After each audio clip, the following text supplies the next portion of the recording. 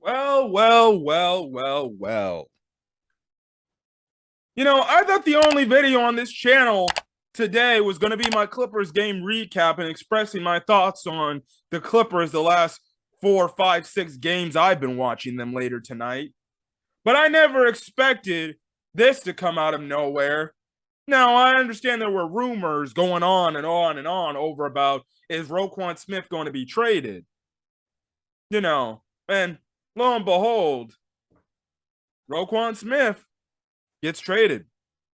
Ryan pulls the trigger and he trades Roquan Smith to the Baltimore Ravens. And he is getting a second-round pick and a fifth-round pick in return for Roquan Smith.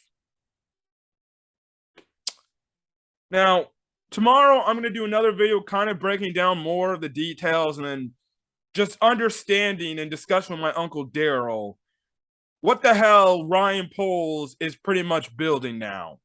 Because this is back-to-back weeks where Ryan Poles has made fairly shocking trades where it's just kind of changed the whole upheaval of where this organization is going to potentially be positioned at and where Ryan Poles wants to take this team in the future. And if he says, well, I'm going to trade away Robert Quinn to do that, and I'm going to trade away Roquan Smith to do that, well, then guess what? He will very much well do that. Reminder, everybody, he said he will build the team in his own image, and he will make the team based on his own image on how he can prepare it to be a potential contender for years to come. Well, holy hell. Some of the things I was clamoring about for the Bears to do, they've been doing it as of late. Ryan Poles traded away most of the guys away on the defensive side of the ball, most of the good ones. And then guess what? We still rolling with Roquan. Roquan has his whole fallout issue and everything. But like I said, I'll discuss more about ultimately. But my thoughts on this freaking move. One, I'm just wow. And I'm actually shocked they got a second round pick. At least I thought they would get is maybe another third rounder. But they got a second and a fifth. So one, I'm just wow. And another thing, and another side of me is kind of just like, you know what? I kind of expected this move to happen.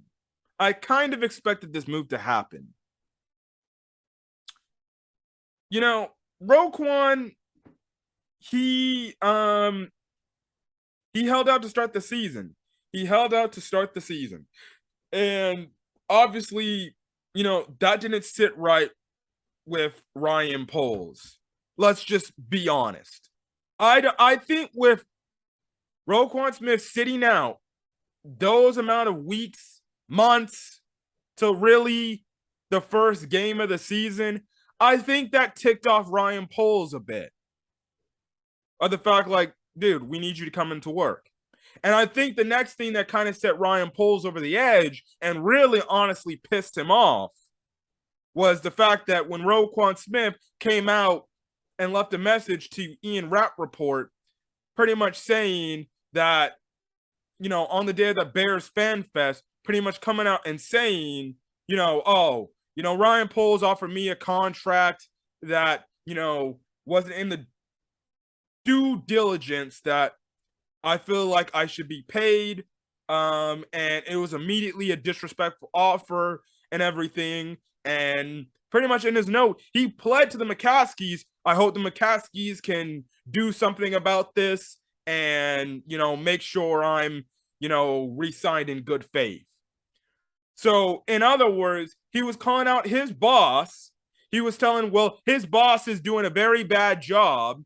He doesn't respect me. He doesn't like me. He doesn't think highly of me as a player on this team. Yeah, he gave me an offer that really wasn't respectable to the ability of my play style. And we saw that day, Ryan Poles came out. Shockingly enough, he addressed it right after the Fan Fest. He came out, and man, you go back to that press conference discussing that, I bet you he was not happy that shit came out. He was not happy those details came out, and he was not happy that Roquan pretty much took things into a public's media. Like, let's just remember. I think that's where this whole thing, this whole problem, the reason why I guess you can say Ryan Poles started to sour on Roquan goes all the way back to when Roquan leaked out that information and gave his side of the story where he felt like Ryan Poles is completely in the wrong. I should be freaking getting paid the money that I deserve because I've been here for the past 4 years and everything, and I've been a really good player and everything. And yeah, I feel like that was the breaking straw for Ryan Poles, and he felt, and he was like, maybe they had some sort of agreement that they would keep this in house. They didn't want to do anything, but guess what? Maybe Roquan Smith felt like I need to put some pressure on this guy. Hopefully, the KP gives him some money. And guess what? You know, Ryan Poles came out, and you saw that, and everybody saw the press conference. Ryan Poles, you know, the way he was talking sounded like he was not very happy about that information coming out. He did not sound very happy about that. So, you know, Roquan continues to hold out, going into the preseason, and eventually he comes out, has a press conference saying that, you know what, I'm going to bet on myself.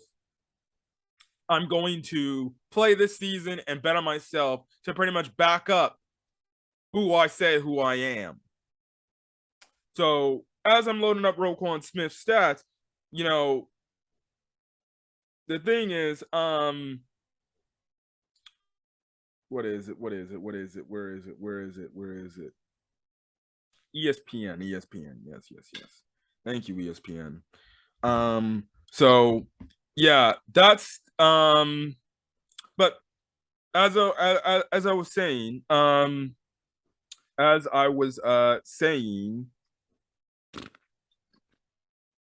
yes. So continuing on.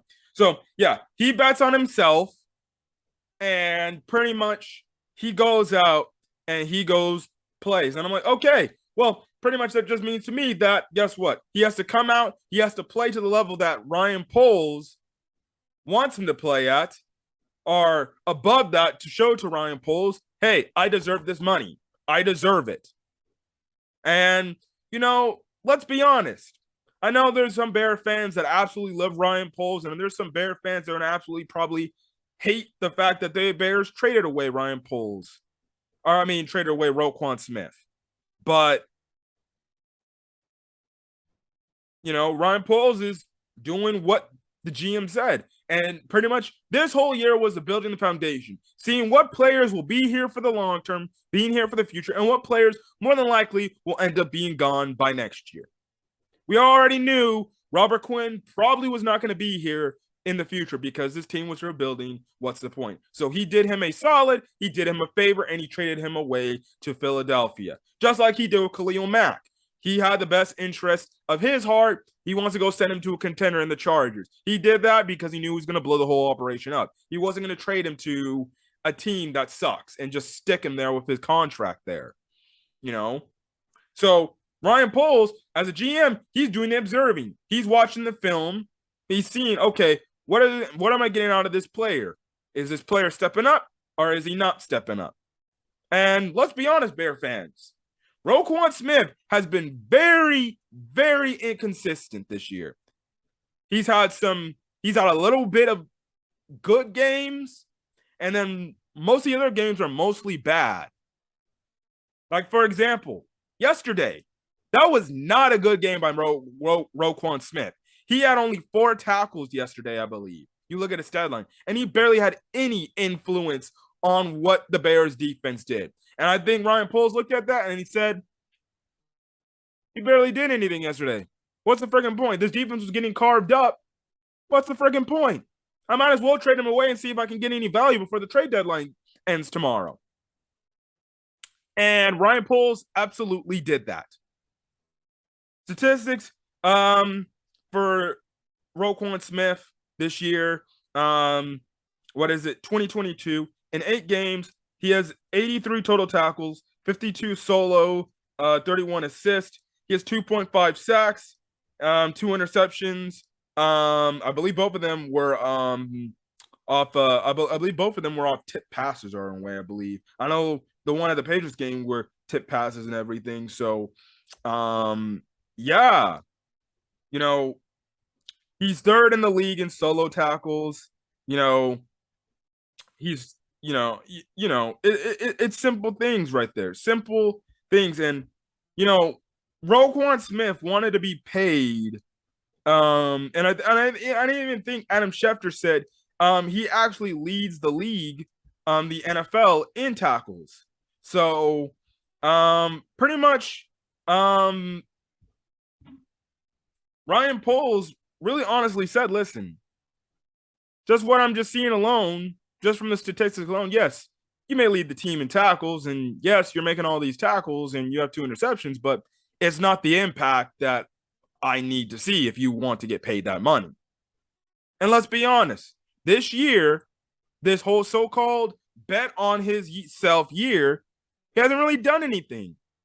He hasn't really done anything this year. He hasn't made impact plays. When there were opportunities in a few games, we had a chance to make a one-on-one tackle to stop on a third down. I believe there was one in that Giants game. He missed it. He had Saquon Barkley right then and there, and he whipped on that tackle. You want to be paid that type of money, you got to make those tackles. I think there was a moment yesterday in the game where there was an opportunity he could have made a tackle in the backfield. He missed that tackle.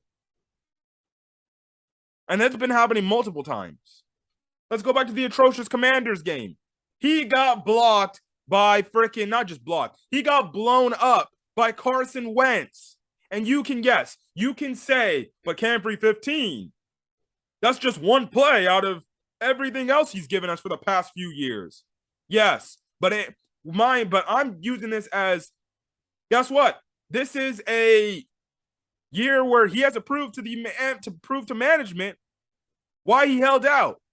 And has he really proved why he held out? No, he hasn't. He hasn't made enough impact plays this year. There was only really one game he was absolutely a dog, which I believe was that Texans game, again, if I can remember. But other than that, he didn't do really anything. He's been average to, he should have played a lot better. And like I said, going back to the Commanders game, if you're getting blown up by Carson Wentz, go back to the recap. I said it in the exact video. I said, go back to the recap. I said, if you're getting blown up by Carson Wentz, you don't even deserve to make the money you keep saying. How are you going to let a quarterback blow you up like that? Especially out of any quarterback in the league, Carson Wentz? No, you don't deserve that money. You don't deserve that money. Honestly, with the way Roquan Smith was playing, Ryan Poles was right for sticking to his guns and said, here, my bad. He put the contract on the table and said, here you go. Take it or leave it. That's all I'm going to offer you. That's it. You're not getting anything higher other than that. That's what I think from what I watch the film. That's what I think the money it dictates you your pay. And that's, guess what? That's just facts. That goes for any pro sport. When a GM offers you a contract, that's based on, guess what? What said GM believes how much you're worth, how much you bring to a team. He put that contract down, said take it or leave it. No any discussions or talks, especially doesn't help the fact that Roquan is a self-managed player where he has no agent. That's the whole thing right there, then and there. That's kind of the thing there. He's had inconsistent games every now. He only really had one really great game and then a few good, but not great, and, Ryan Poles just saw he's really giving me nothing 8 games into the season, and he expects me to pay him $20 million, especially at the inside linebacker position. He's really doing nothing for me. What's the freaking point? You know what? Let's see if we can call somebody up, find a trade partner that's willing to trade for him. And they found somebody in the Raiders or in the Ravens who traded for him, They gave the Bears a second round pick and a fifth round pick, and more than likely Roquan Smith more than likely is going to get paid by the Baltimore Ravens. That's more than likely. Like, the Ravens will not make this deal and give up pretty much a second and a fifth. Maybe it was just a fifth. They would be like, okay, just help us towards this year. Maybe we'll let you walk, or we'll see. But they gave them a second round pick. Second round picks are still considered very high picks. Very high picks. So from this move if I'm looking at the Ravens objective, it looks like they're not only traded away some solid draft picks away. They look like they're traded for a guy that they believe that they can use in their future. And I would not be shocked if the Ravens actually do pay this guy, which if they pay that guy before they pay Lamar Jackson, now the Ravens got a fucking problem there. Now that's a fucking problem. See, that's gonna be now on the Ravens front. That's gonna be interesting. If they end up paying Roquan Smith, then what is Lamar Jackson gonna freaking say? He's gonna be like, "Oh, you want to pay a backer, this guy who's had who's had a good track record at good football plays, but this year he's been very inconsistent. But you don't want to pay me." Okay, I see how it is. So, that's going to be very interesting on the Ravens side of things. What are they going to do? Are they going to pay Roquan Smith first? Or are they going to pay their quarterback first? And I think if they pay Roquan first, well, then Lamar Jackson, I don't think he's going to be too much of a happy camper. And it's only going to have him get closer to one step out the door and be like, you know what? Actually, I'll just dip. We'll see how you do without me. But what this move pretty much should tell Bears fans about where the organization is heading. They're pretty much now in full tank mode. They're in full tank mode. Now, I don't know if they'll make any other moves. If they are, I will talk about it on the channel. So far, the only other leading candidate I could potentially see getting traded is David Montgomery. Now, I don't want that because he's kind of a heart and soul team member. But again, wouldn't blame Ryan Poles if he traded away David Montgomery because, well, he's just going to be like, well, David Montgomery, yes, he's good, but he doesn't fit our vision on what we want here. And maybe that's Ryan Poles' opinion. And I understand he's a hard, gritty back, but, that's kind of the thing. And maybe it just has a lot to do with the fact that David Montgomery doesn't really have a lot of speed. And we know that Ryan Poles, he does want a fast-moving team right then and there, but we'll see where that goes. But this move pretty much tells the entire organization, the fans, that guess what? They're in full tank mode now. They saw that performance by the Cowboys, and they're like, yeah, what's the point of having a semi-competitive defense? Let's just go. Let's just do it. I think, again, some of this trade had to do with the play or lack thereof play of Roquan yesterday, and the fact that the Cowboys gashed them all up. And again, is another move to accumulate more fucking draft picks. Let me read, and I'll discuss this tomorrow on the channel with my Uncle Daryl. But these are the amount of picks the Bears are going to have. Not only are they going to have over $100 million in cap space, they're going to have a first-round pick, 2 second-round picks, a third, 2 fourth, 2 fifths, and then a 7th.